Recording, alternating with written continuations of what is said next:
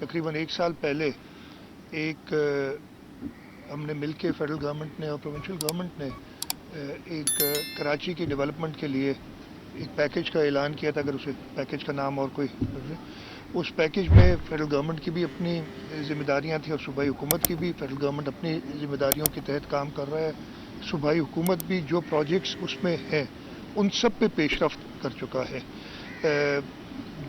जो बड़े 3 नाले थे उनकी सफाई थ्रू FW और NLC फेडरल गवर्नमेंट कर रही थी। उसके अलावा जो 500 से ज़ायद छोटे नाले हैं उनकी सफाई का काम जारी है। और यही वजह है कि जो पिछले दिनों बारिशें हुई थी, एक कलेक्टिव एफर्ट की वजह से कुछ बेहतर शहर में कंडीशन रही।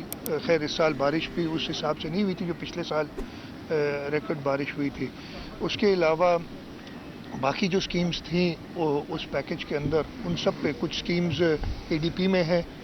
इंशाल्लाह ताला हम इनाग्रेट करेंगे कुछ दिनों बाद। जो हॉक्स पे की तरफ रोड जा रहा है उस पर जो बड़ा प्रोजेक्ट है। बाकी तो प्रोजेक्ट्स काफ़ी हमने, मैं नाम नहीं लूँगा, जो सारे बता चुका हूँ पहले भी कि जो पिछले 3-4 साल में वो कंटिन्यूस है। पिछले 1 साल से नहीं, 5-6 साल से जब से कराची की लॉ एंड ऑर्डर की सूरत हाल बेहतर हुई है उस वक्त से वो डेवलपमेंट की तरफ फोकस हो गया है।